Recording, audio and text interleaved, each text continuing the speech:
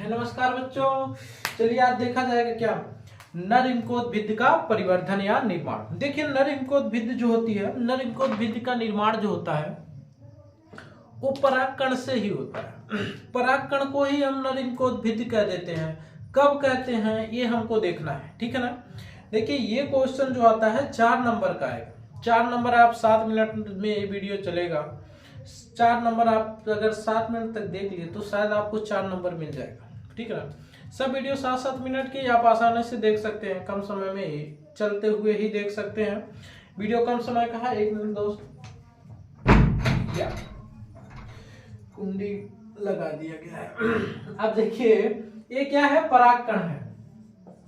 परागकण, पूरा ध्यान से बात समझिएगा, पहले ना सोचिए परागकण कहाँ है, ठीक। हम जो आपको परागकण शॉर्ट वीडियो में आप देखे होंगे या आप कहाँ पे देखे होंगे, पूरा वीडियो देखे होंगे, तो जो परागकण है दोस्त वह उस परागकण की वह अवस्था है जिस अवस्था में वह परिपक्व होकर लग बीजाणुधानी से अलग हो जाता है। परिभाषा में आपको क्या बताया है, जब लग बीजाणुधानी से लग बीजाणु अलग होता है तो उसे आप लोग क्या बोलते हैं, परागकण बोलते हैं, ठीक है ना, परागकण बोलते हैं। तो हम नर इंकोद्भिद का परिवर्धन पढ़ रहे हैं। परिवर्तन मतलब इसका निर्माण कैसे होगा। तो पूरा निर्माण देखने के लिए हम क्या कर सकते हैं, पूरा निर्माण देखने के लिए हमको पूरा पढ़ना पड़ेगा। तो अब देखिए जब परागकण छोटा होता है, मतलब जब वो बढ़ रहा होता है, उस समय उसके पास एक केंद्रक होता है। परागकण एक कोशिका ही होती है दोस्त, ठीक है ना। अब देखिए अब आपको थोड़ा सा डाउट हो रहा होगा, उसको भी हम बता दें। ये जो परागकण है यही लघु बीजाणु है। मान लीजिए ना, 1 मिनट, इस बॉटल में दोस्त मान लीजिए कोई बॉटल है, ठीक है ना। हम बोले जब तक ये रहेगा इसके अंदर तब तक ये डिब्बे के अंदर का बॉटल रहेगा। जब हम इसको अलग कर देंगे तो उसका अपनी स्पेशलिटी हो जाएगी कि हम भाई यहाँ पे रहते, हमारा यहाँ नाम होना चाहिए, है ना। तो परागकण इसका नाम पड़ा क्योंकि ये परागण करता है, ठीक है ना। परागकण नाम क्यों पड़ा, क्योंकि ये परागण करता है, लग बीजाणु से अलग होकर वर्तिका पर जाता है, इसलिए इसका नाम क्या पड़ा, परागण पड़ा, ठीक है ना। अब देखिए परागण इस अवस्था में एक केंद्रक युक्त है। यह केंद्रक समसूत्री विभाजन करके, कौन सा विभाजन करेगा, समसूत्री विभाजन करके बाबू, समसूत्री विभाजन कर जाता। कौन सा, एक केंद्रक समसूत्री विभाजन करके 2 केंद्रक का निर्माण करता है। कितने केंद्रक का, 2 केंद्रक का निर्माण करता है। 2 केंद्रक का निर्माण करता है। जब इन केंद्रक के ऊपर कोशिका झिल्ली का निर्माण हो जाता है तो एक कोशिका कायिक और जननी कोशिका का निर्माण कर देती है। किसका कर देती है, कायिक और जननी कोशिका। यही केंद्रक क्या बन जाते हैं, देखिए कुछ किताब में आपको दिया रहेगा कायिक केंद्रक और जननी केंद्रक। वो कायिक केंद्रक और जननी केंद्रक इसी अवस्था को बोलते हैं। इसका नाम कायिक, इसका नाम जननी केंद्रक है। लेकिन जब इसके चारों ओर एक भित्ति का निर्माण हो जाता है दोस्त, तो इसको हम बोल देते हैं कायिक कोशिका और जननी कोशिका। तो यहाँ देखिए कायिक कोशिका और जननी कोशिका। अब देखिए जननी कोशिका जो होती है परागकण की अंतःचोल से चिपकी होती है। जननी कोशिका क्या होती है, परागकण की अंतःचोल से चिपकी होती है। जननी कोशिका क्या होती है, परागकण की अंतःचोल से चिपकी होती है। यह चिपकी तब तक रहती है जब तक यह विभाजन नहीं करती है। यह चिपकी तब तक रहेगी जब तक ये विभाजन नहीं करेगी। अब आप बोलेंगे सर जी कायिक कोशिका क्या करेगी, ये जो कायिक कोशिका है, कायिक कोशिका जो होती है दोस्त ये आकार में बढ़ जाती है और यही कायिक कोशिका पॉलन ट्यूब का निर्माण कर देती है। किसका निर्माण कर देती है, पॉलन ट्यूब का। और यह इतना बढ़ जाती है कि इसके जो द्रव में यह जननी कोशिका तैरने लगती है। एक समय ऐसा आता है ये इतना बढ़ जाती है जननी कोशिका, उसमें क्या करने लगती है, तैरने लगती है, ठीक है ना। ये तैरने लगती है। अब देखिए जब तैरने लगती है, अब यही और ये देखिए इसका क्या नाम है, हम आपको परागण पढ़ा चुके दोस्त। ये जनन छिद्र है, जनन छिद्र है। इस जनन छिद्र के द्वारा, किसके द्वारा, इस जनन छिद्र के द्वारा ये कायिक कोशिका पॉलन ट्यूब का निर्माण करके बाहर निकलती है।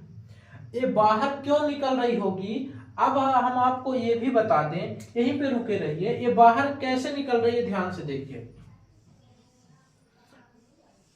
यह दोस्त वर्तिका होती है, वर्तिका होती है। वर्तिका भी हम आपको पढ़ाए नहीं है, लेकिन हम आपको बस बता रहे हैं, ध्यान से देखिए। फिलहाल पढ़ाए हैं, फ्लावर का पूरा पढ़ाए हैं, ठीक है ना। यह वर्तिका होती है। देखिए इसकी सतह पर लिपिड, प्रोटीन, कार्बोहाइड्रेट और चिपचिपे पदार्थ उपस्थित होते हैं। जब यह परागकण इस पे आके चिपकता है, क्या होता है, चिपक जाता है, उसी अवस्था में यहां से लिपिड, प्रोटीन और जल को अवशोषित कर लेता है। अवशोषित करने के बाद ये फूलने लगता है। क्या करना, फूलने लगता है। फूलने के बाद इसके छिद्र मोटे हो जाएंगे कि नहीं, इसके छिद्र क्या हो जाएंगे, मोटे हो जाएंगे। अब ये मोटे होने के बाद ये पॉलन ट्यूब के रूप में बाहर निकल आएगी, ठीक। पॉलन ट्यूब के रूप में बाहर निकलने के बाद अब ये जननी कोशिका भी क्या करेगी, बाहर आना चाहेगी और बाहर आ जाएगी। और इसी अवस्था को हम क्या बोलते हैं, नरयुग्मोद्भिद में यह अवस्था में देखिए एक काय कोशिका का केंद्रक होगा, 2 जननी कोशिका केंद्रक होंगे, 3 कोशिका 3 केंद्रक होते हैं। 3 कोशिका 3 केंद्रक अवस्था होती है, कौन सी, नरयुग्मोद्भिद जो होती है 3 कोशिका 3 केंद्रक अवस्था होती है। अब एक चीज देखिए, अब आप बोलेंगे सर जी एक कब होता होगा, तो अब देखिए यह परागकण इसी अवस्था में जब काय कोशिका और जननी कोशिका का निर्माण हो जाता है तो यहां आके चिपक जाता है। यहां चिपकने के बाद जल को अवशोषित करेगा और इसके छिद्र मोटे होंगे और पॉलन ट्यूब का निर्माण होगा।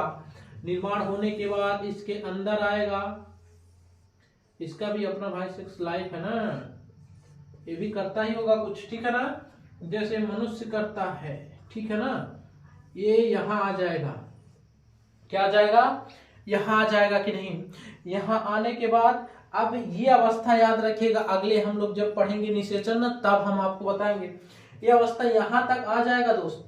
अब ये पॉलन ट्यूब है, पॉलन ट्यूब अंदर घुसड़ गई, अंदर घुसड़ने के बाद अब क्या होगा बाद में बताएंगे क्या होता है, निषेचन होगा, बच्चे पैदा होंगे ना, वही अंदर जब जाएगा तो इसके भी निषेचन होंगे, बच्चे होंगे। बच्चे मतलब बीज का निर्माण होगा और फल का निर्माण होगा, ठीक है ना।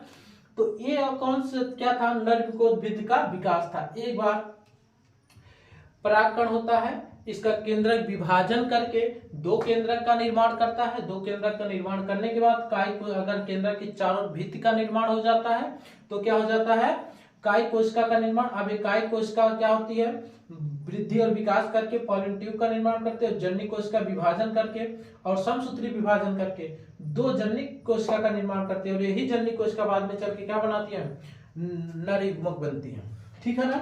यही इसी को हम क्या कहते हैं, जनन कोशिका, सॉरी ये जनन कोशिका ना लिख के आप क्या लिखे, नरयुग्मक, ठीक है ना। ये था दोस्त पूरा क्या नरयुग्मोद्भिद का निर्माण था, ठीक है ना। अब देखिए पढ़ते रहिए और जितना वीडियो अपलोड हो उसको देखते रहिए। फिलहाल पढ़कर ही आपको ज्ञान मिलेगा और पढ़ने से ही आपका विकास हो सकता है, ठीक है ना। पढ़ते रहिए और चैनल को सब्सक्राइब कर दीजिए अगर नए हैं दोस्त, ठीक है ना। अच्छा लगा वीडियो तो लाइक जरूर किया करिए, ठीक।